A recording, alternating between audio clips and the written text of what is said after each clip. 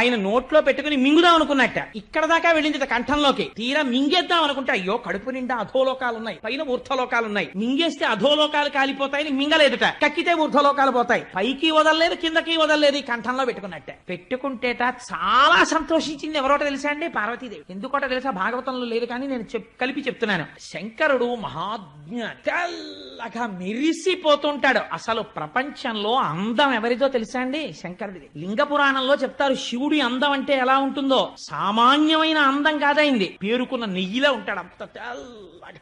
మెళ్ళో ఓ పూసల గొలుసు కూడా వేసుకోడు, బంగారంది. పార్వతీదేవో సమస్త ఐశ్వర్యములకు ఆటపట్టు. అమ్మవారికి కోరికుండేదట మా ఆయన కూడా చక్కగా ఏమైనా నీల పతకం ఉన్న గొలుసు ఒకటి వేసుకుంటే ఎప్పుడైనా అలా ఉత్తరీయం వేసి కూర్చుంటే ఆ తెల్లటి గుండెల మీద నీలం పతకంతో గొలుసు వేసి కూర్చుంటే ఎంత బాగుంటాడో అనుకునేది. ఎప్పుడైనా వెళ్ళి ఏమండి ఏమండి ఈ పండక్కి అక్కర్లేదు, ఈ పావులు చాలు అనేవాడు నాగభూషణుడు. కానీ ఇవాళ కంఠంలో నీలంగా ఉండిపోయిందిట ఆ విషం. ఉండిపోతే పార్వతీదేవి అనుకుందిట, అబ్బాయి ఇన్నాళ్ళకి నీలమణి పెట్టుకుంటే కంఠం నీలంగా కాంతి పడి ఎలా ఉంటుందో మా ఆయన అలా ఉన్నాడని పొంగిపోయిందిట.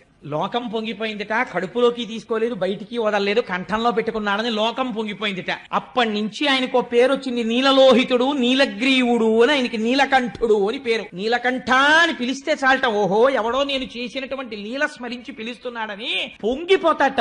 ఆనాడు స్వామి హలాహలాన్ని పుచ్చేసుకున్నారు. దేవతలందరూ సంతోషించారు. మళ్లీ బయలుదేరారు.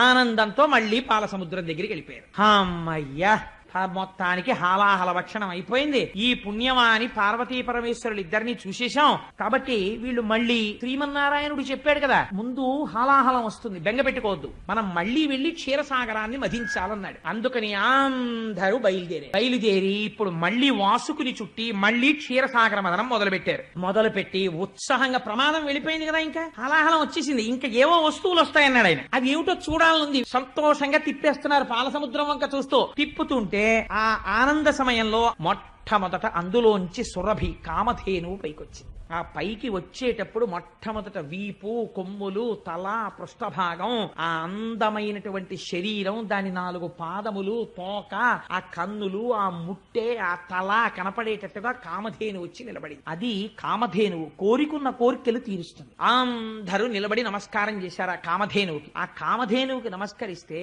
ఆ గోవుని చూసి స్వామి అన్నారు, దేవమునులు పుచ్చుకోండి, మీరు దీని పాలతో హవిస్సులు అర్పిస్తారు, దేవతలు సంతోషించి వర్షాలు కురుస్తాయి, అందరూ బాగుంటారు, అందుకని కామధేనువుని దేవమునులకి ఇవ్వండి అన్నారు. దేవమునులు పుచ్చుకున్నారు. పుచ్చుకున్న తర్వాత మళ్లీ పాలసముద్రాన్ని చిలకడం మొదలుపెట్టగానే అందులోంచి ఒక తెల్లటి గుర్రం ఒకటి బయటికి వచ్చింది. దాన్ని ఉచ్చైశ్రవము అంటారు.